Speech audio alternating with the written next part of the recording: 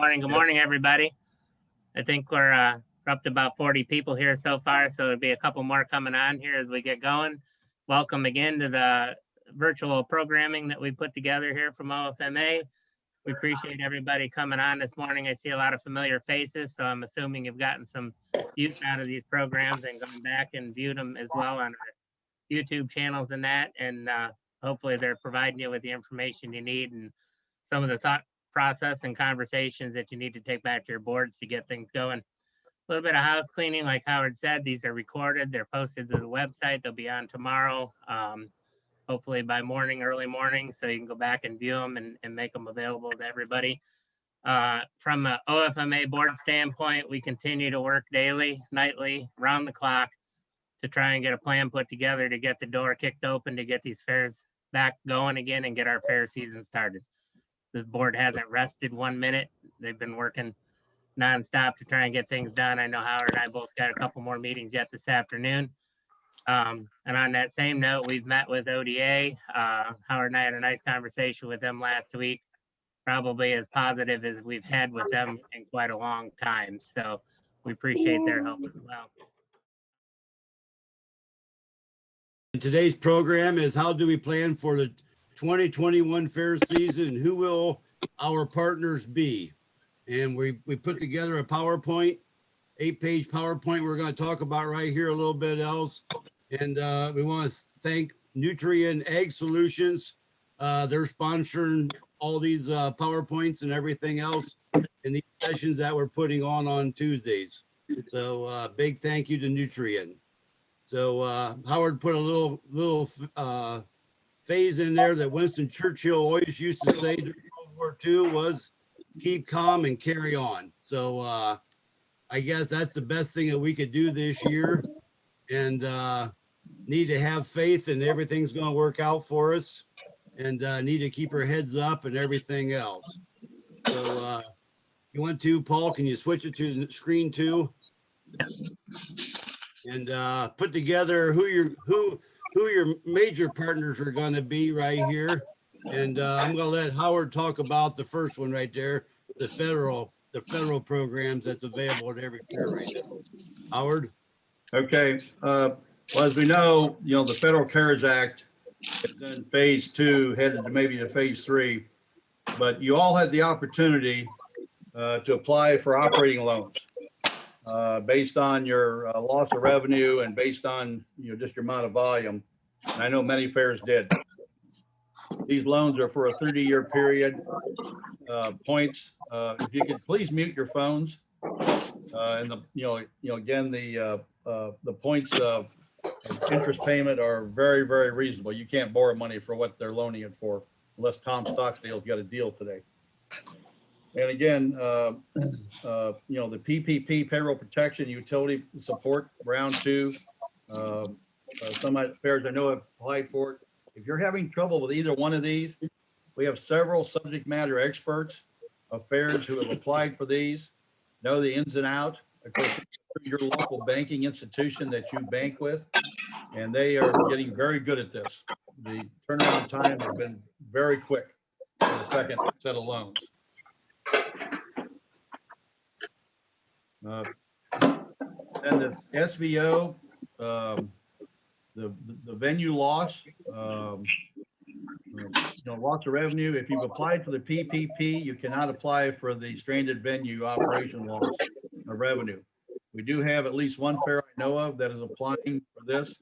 They believe that the value of their 7,000 seat grandstand is greater than the payroll protection program that they applied for in round 1. Again, there's on YouTube, there's several good instructional videos from the Small Business Administration on all of these. The latest ones are the SBO. That is a developing program. I do not believe that application is opened yet, but good educational videos out there from the Small Business Administration on the SBO. So, again, if you need help with this, if your office needs help, contact me by email. We will send you to a subject matter expert who can help you with this. My own fair is getting about, I think, $33,000 to $34,000 in payroll protection and facility. We've applied for round 2. Our SBA or our long-term operating loan was, I think, 125,000 that if I recall, at 2.75 over 30 years. So and we are now into that money, paying our bills, or trying to keep our bills current. So Tom, go ahead with your step 2 here. Okay, number 2 is the state of Ohio for full fares. There's grants out there for COVID supplies and safety equipment rentals and different programs and everything else like that. And there's regular grants that you can apply for. You just got to be creative and go through and find all them. And maybe sometime we'll be able to come up with a list of grants that you can reach out and touch to. Biggest thing is talk to your legislators and see if there's any help out there that they could help you out on. I do know that some fairs did receive some help in the House bill here a while back. So, and then stay in touch with your number 3 is your county. The best thing you do is stay in touch with your county commissioners.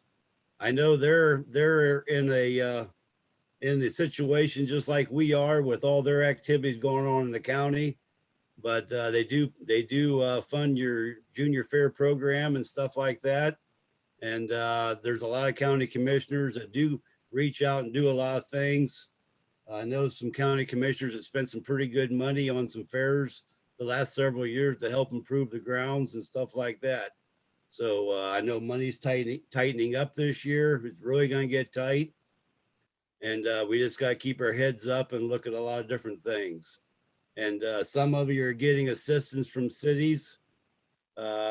In-kind donations is a lot of stuff that you can get from your city in your thing. The street department can come out and help you with streets and stuff like that. Your water department can come out, suck out catch basins, jet out tiles, do some stuff like that. And maybe get them some fair passes, because a lot of them fair passes you do hand out. A lot of them only get used 1 or 2 days. And, a lot of them don't even get used. So there's some different things right there on thinking about who you can be partnering with. And we'll have questions at the end of the session right there. Okay, Paul, can we go to screen 3? Here's all your different groups that you partner with throughout the whole year, and need to sit down and talk to all your 4-H personnel, OSU Extension Office, and contact with them. You got your 4-H FFA 4-H projects. You got all your FFA people with their projects.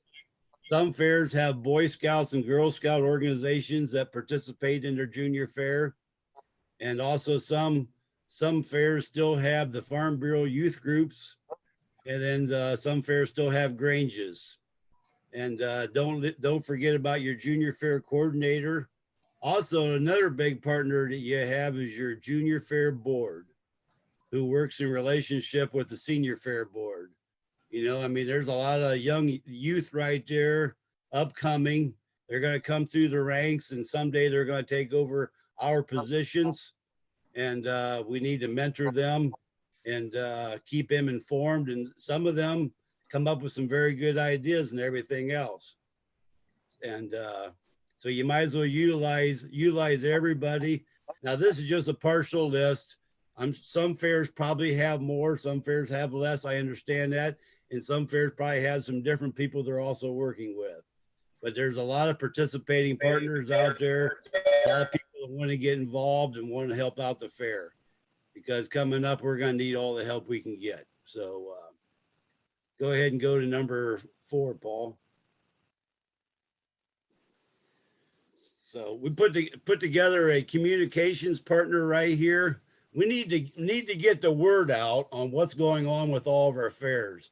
And we need to explain to everybody out there on the social media, TV, radio, newspaper, your fair newsletter promotions and stuff like that. Whatever you're using to get your word out there, you need to emphasize what we're trying to do, and the OFMA's goal is to open up to a full fair in the state of Ohio, all fairs.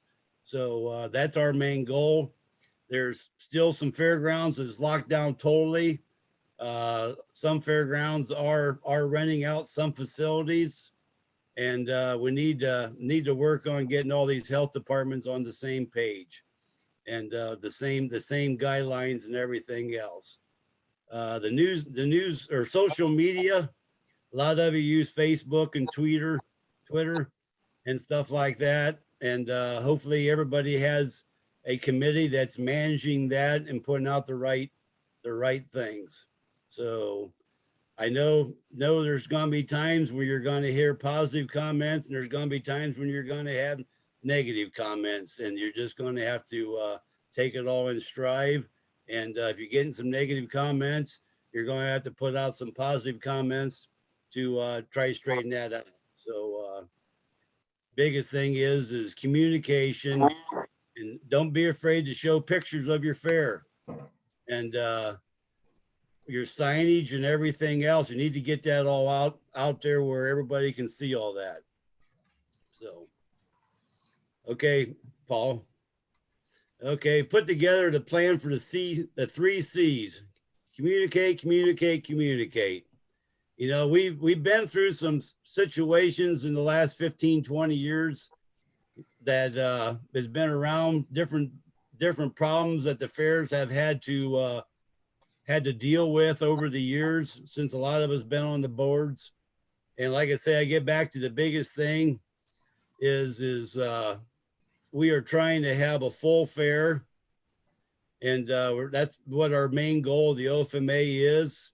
And have all your signage put on your gates, and have signage on your barns, and put signage up around your fairgrounds where you're just walking.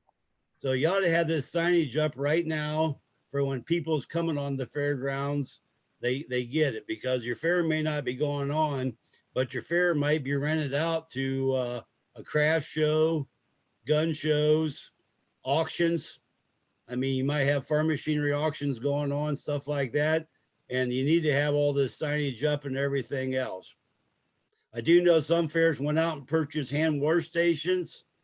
And I know it's really cold outside right now, but if you have an event going on in some of your buildings and they're heated, it wouldn't hurt to have a wash station in there set up, ready to go. And same way with all the disposable towels and stuff like that you're using in your restrooms.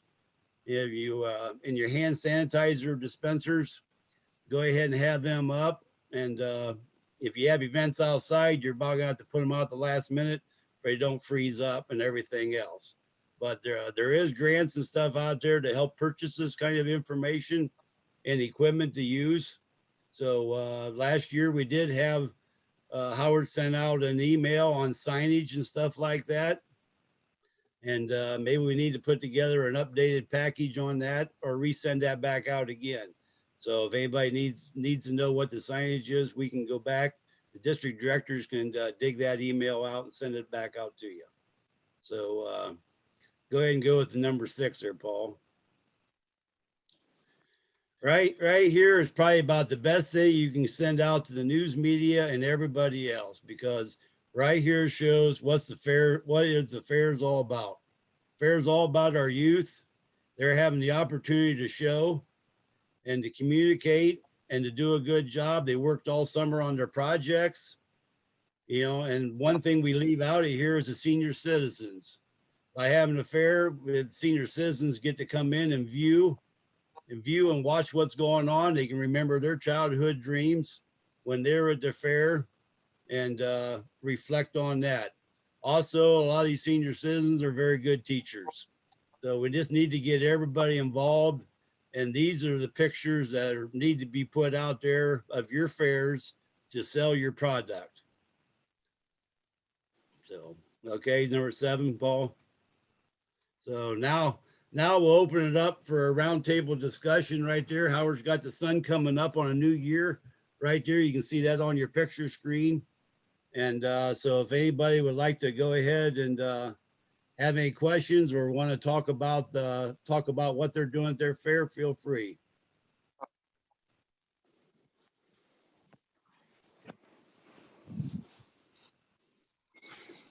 Hey, Tom. Yes, go ahead, John. Well, I think one thing we talked about and Howard put out a few weeks ago is right now the best thing we can do with these health departments to make sure they're using our facilities for the vaccination program in the state of Ohio. Well, we were one of the first to break through on that, and it's worked out really well. They tried it at the health department, didn't work. At the fairgrounds, we've made that facility open. You've got plenty of room, and that makes a good working relationship, not only with the health department, with the county. And you talked about the city. We're adjacent to the village of Woodsfield. We use their power, and that they are very useful and help keeping that power and things on. We've had quite a bit with the direct winds, a lot of damage. We got to keep that relationship. And with our county commissioners, they all help us out a lot more, in the county engineers department to get equipment, borrow things. It's a good point. Thanks, Tom. You're welcome. Go ahead, Howard. I'm just encouraged by the fact that we got these legislators really supporting us this year. They've reached out to us, we've reached out to them, and I'm meeting the leadership.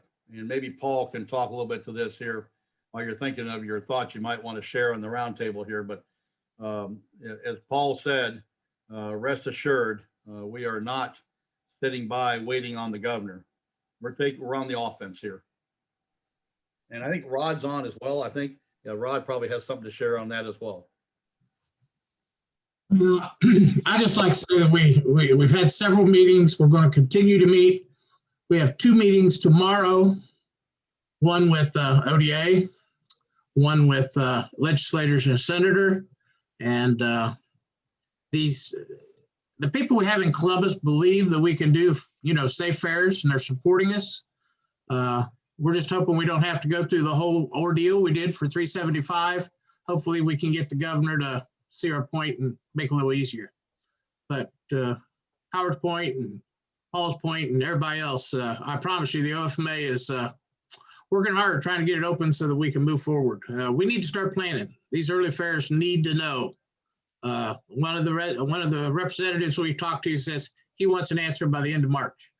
He says we got to have it just to be fair to fairs. So that's our goal, and we'll know a lot more after tomorrow. Thanks, Tom. Howard.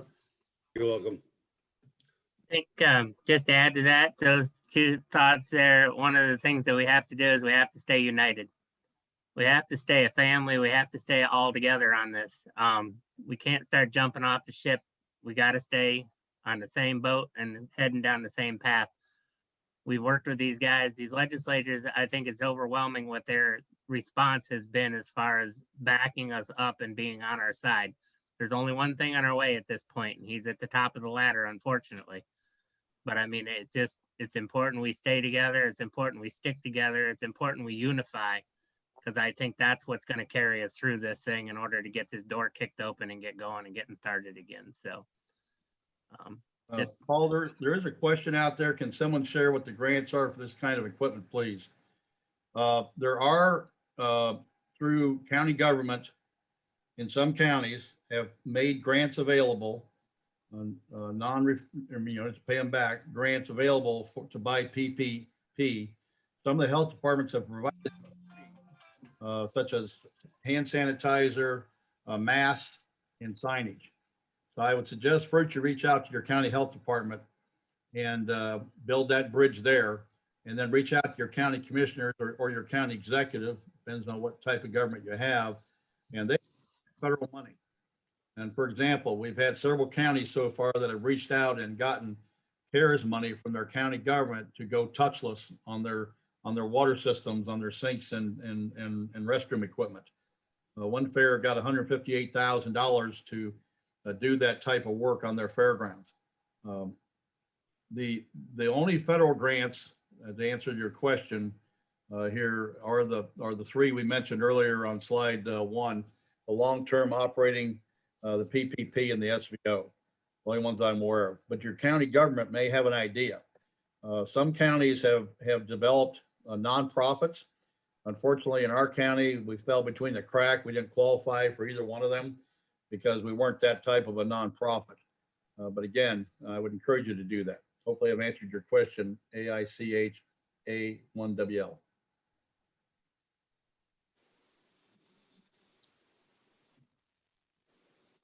You know, one thing going around to different groups, and I'm on several other boards, and it's surprising that a lot of people have lost faith.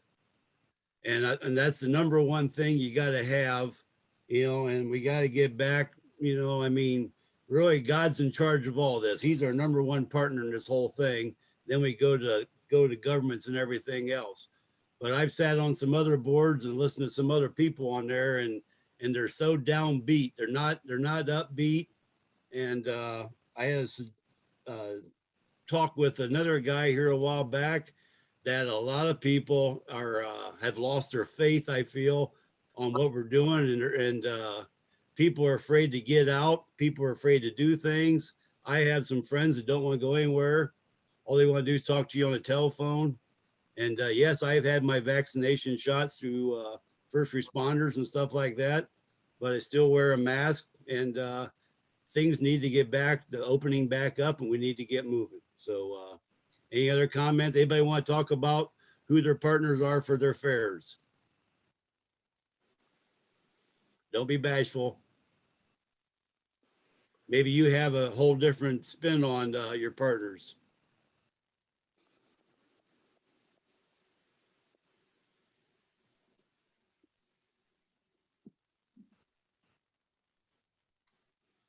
Quiet crowd this morning, Tom. So Tom, I'll I see that. comment. Go ahead. Tom, I'll comment. Yep. This is Greta Gray, and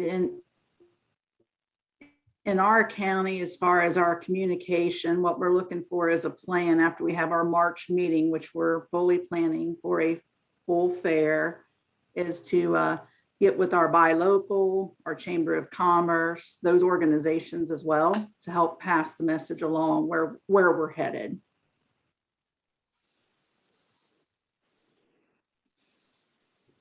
Okay. When do you think you're going to have your plan put together? The other Greta? thing you mentioned on the health plan, or the, what plan are we speaking? Full fair? Yeah. Well, when you talk about meeting with your Chamber of Commerce and stuff, what's your target date to have a decision? Well, we're the communication to the Chamber of Commerce and the buy local would be that we are planning for a full fair. So that will be presented in March, Okay. unless we're told differently. Right.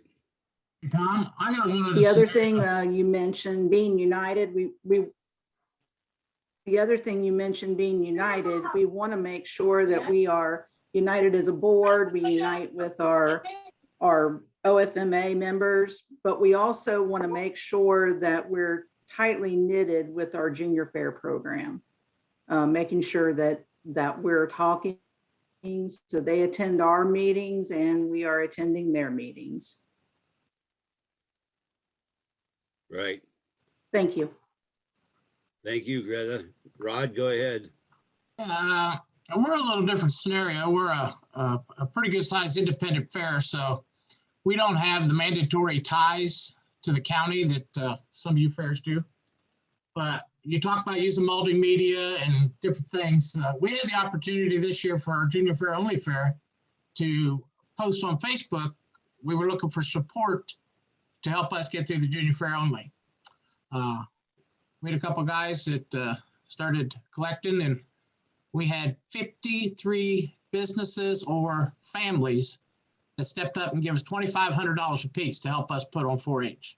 So that's just, you never know what you can find till you ask. But that was $120,000 that certainly made it a lot easier for us to get through the junior fair only. Tom. Yeah. Go ahead, John. You know, I don't know if everybody's doing this, but we need to have the plans in place right now for the full fair. We've got our contracts signed and everything, everybody under the understanding where we're at. And the other thing that needs to be done, you need to have a media broadcast. We put out a news release this week, made it short and sweet, that we're working with Extension. We're getting the junior fair plan in place right now for the kids, so they know they can get those animals and get ready. And that we're also working with the governor and ODA to have a full fair. we need to plan now, because if you don't have things in place and it takes a couple months before this is open, you're not going to get your fairs going. You need to have everybody involved and going straight forward right now. Go ahead, Dale. I just unmuted on accident. That was it. Oh, okay. What's your thoughts? I've been kind of in and out because I'm at work, and for some reason my phone doesn't work at my desk. But so I totally agree. And as far as for the Stark County Fair, I mean, we are moving forward with a full fair because we have no choice but to not set up and start moving forward and have that full fair scheduled. Now that we've all kind of done the junior fair only, or most of us have done the junior fair only, it's a whole lot easier to pull those reins back than it would be to start organizing things and getting things moving forward. So, I mean, for instance, we're working with our Coke and Pepsi contract. We've worked with our entertainment provider. We're working with our rides to make sure that everything, kind of looking at all of those contracts that we have in place and how we can adjust them, you know, not only just for us, but, you know, some of the ride guys, they've been hurting this winter. And if you have to adjust those contracts to keep a relationship, I think that's important. Okay, thank you, Dale. Howard, I see Amanda's on here. Will she communicate a report to us? Well, I'm sure she could. Amanda, good morning. Hi, can you hear me? Yes. Okay. So as Howard and Rod and Paul, everybody's indicated, you know, we continue to work with our supporters in the legislature to make sure that we have a plan to bring forward. We are presenting to Senator Schaefer and Representative Jones tomorrow afternoon. And then we're also going to put together a model letter for all fairs to use to garner that additional support and backup from your local legislators. So, you know, we're being very strategic in our plans and remain optimistic for a good resolution for you in 2021. For anybody that was on the Zoom presentation last week, Representative Jones did join us, and he said, you know, his own goal is to have something ready to go and finalized by March 1st. So, you know, we're very busy.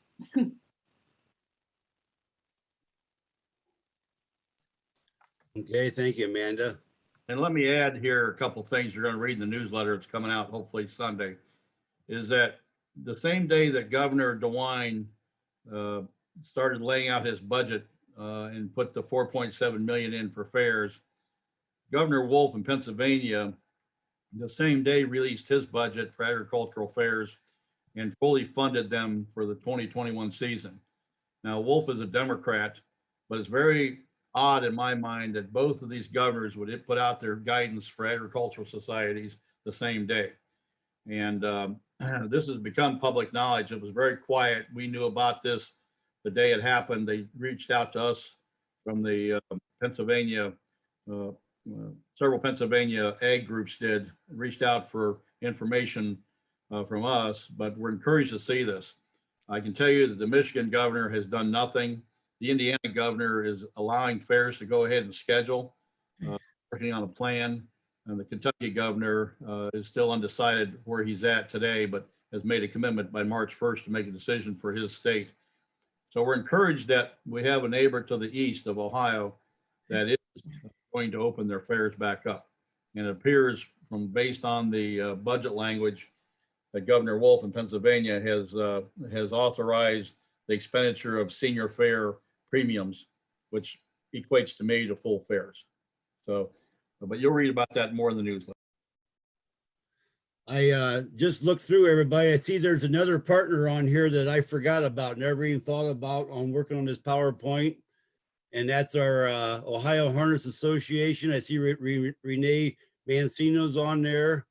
They do give out money to us racing fairs and non-racing fairs.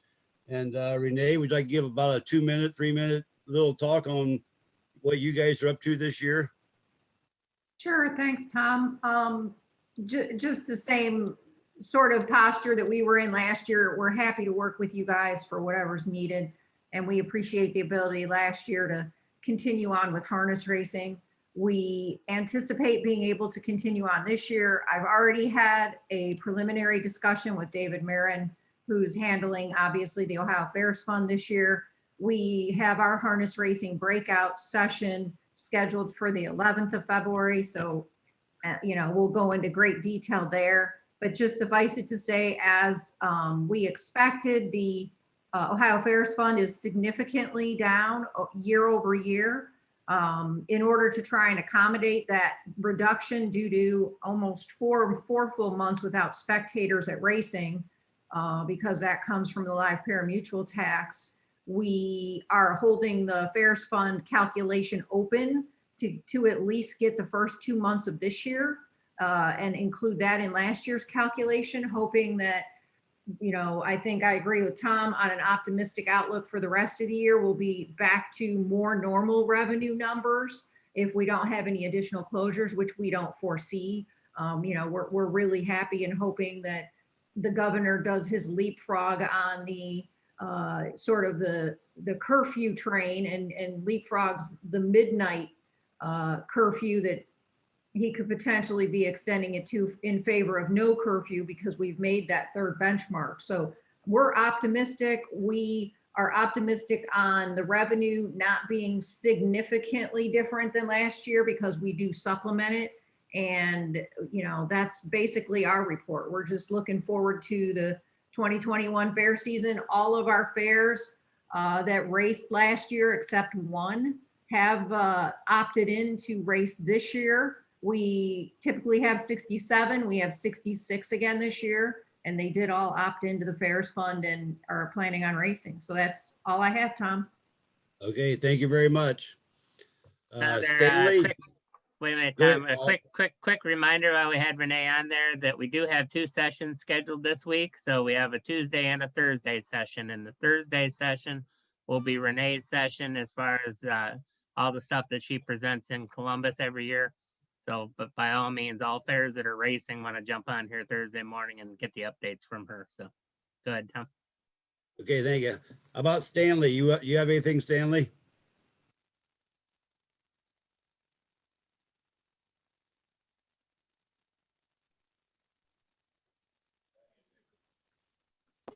Okay.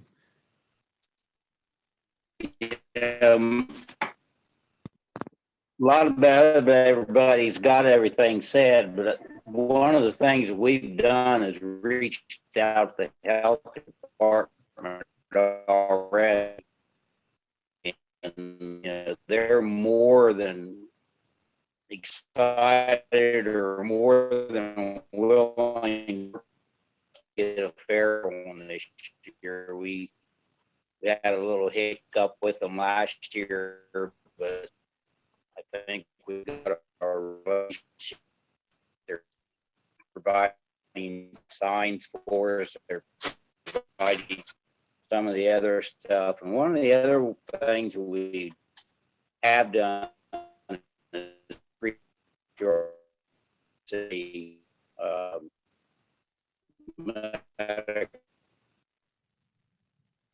money, and they provide some stuff. Stanley, I know you're trying, but your broadband's not strong enough today to carry your message. So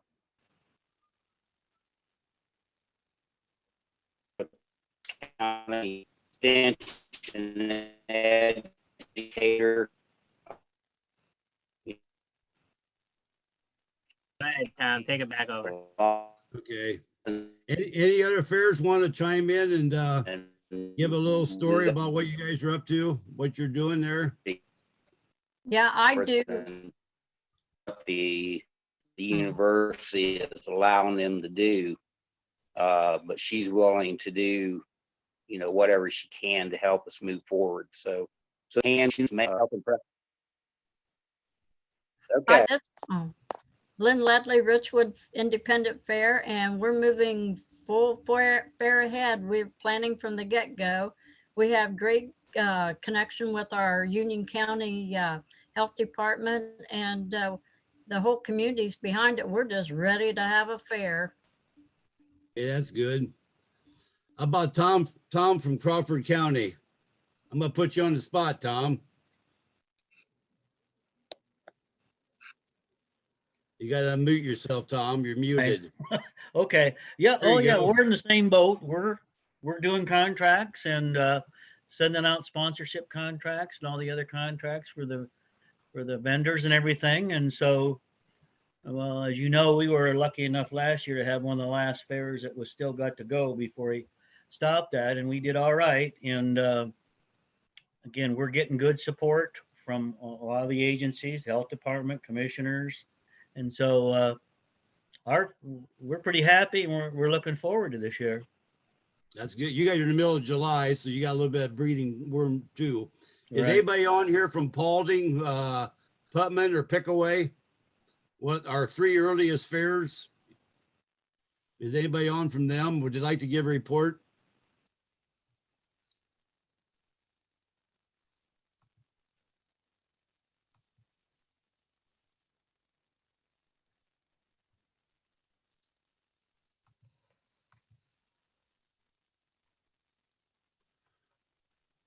Paul, you want to give a report on what your fair is doing? Well, we're in the same boat, Tom. We've been fortunate enough to take advantage of some of that CARES Act money. We've worked with the county commissioners. They've come on board. They supplied quite a bit of, well, just say cash. I mean, they helped us out extensively, so we managed to get through it. You know, we were planning a full fair last year right until the end. I mean, we didn't pull the plug on it until August 10th. You know, the governor stopped us on the 31st, but we waited another week or so before we made the decision to pull it. And I will say too, the governor's not on here. We broke a few rules along the way, and we did a few things we weren't allowed to do, but I really, and we were successful. We did it. You know, we had truck and tractor pull, demolition derby after the fair last year. And all those things were successful. Our health department admitted that there wasn't one case of COVID traced back to any event held on the fairgrounds. So we're confident we can do it. We know we've got the ability to do it. We just, you know, we just got to get that okay on the top side. So yeah, we're ready to go too, just like everybody else is.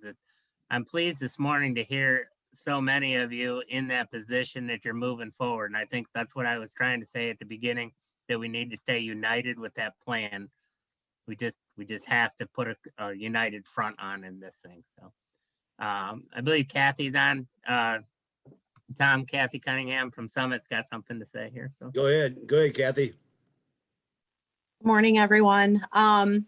So, I mean, we're planning a full fair after our fair last year.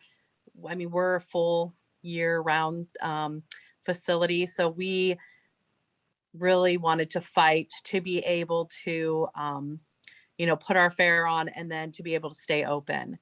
And we jumped through a lot of hoops, but I do have to say that our relationship with the health department, and I'm sure some of you, I mean, some of your health departments were probably very stubborn. Ours was wonderful to work with.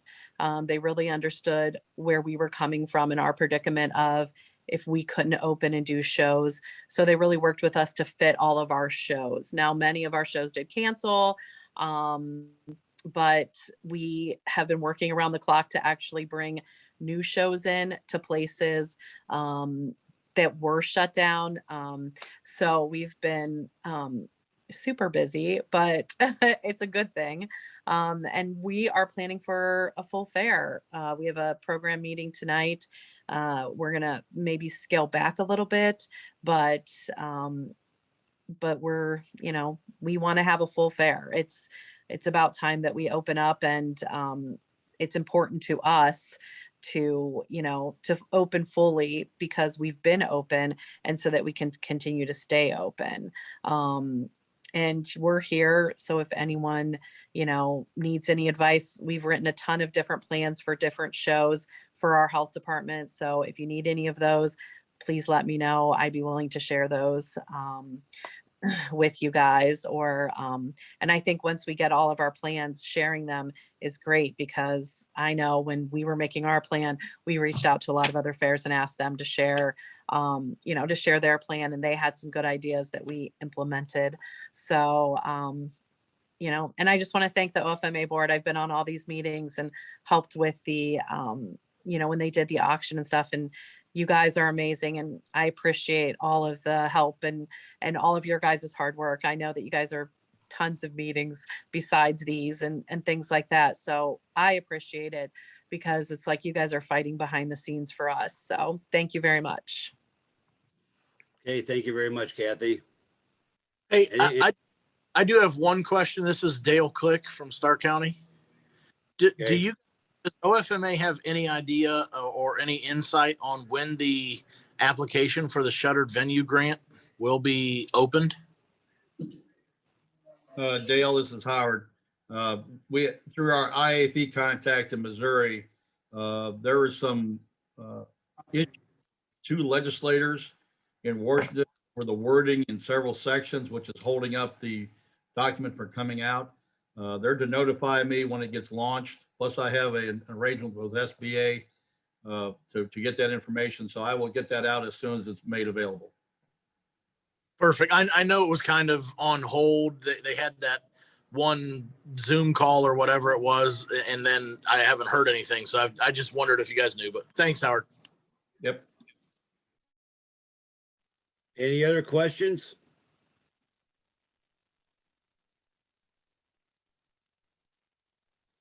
Paul, can you put the last slide up, please?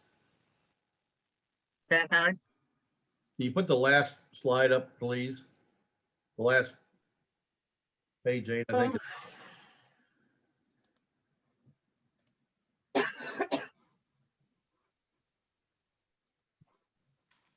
We're getting there. Don't worry. Okay.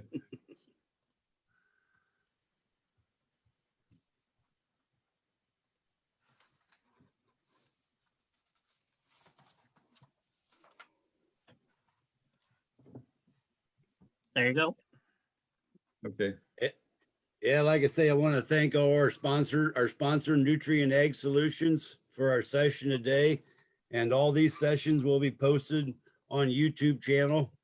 And like I say, everybody needs to sign up, and you can go back and view all these sessions that we're putting on and everything else.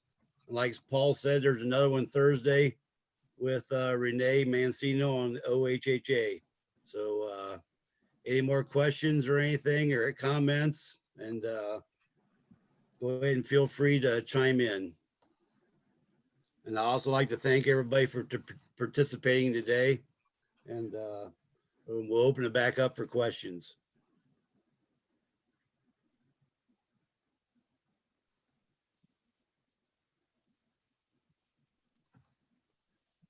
Looks like I can go ahead and wrap it up, Tom. Well, like I say, I want to thank everybody for participating today, and enjoy the winter, enjoy the snow, and everybody keep their chin up and keep striving ahead. We got one goal, that is to get all the fairs opened up. So thank you all very much. Good morning.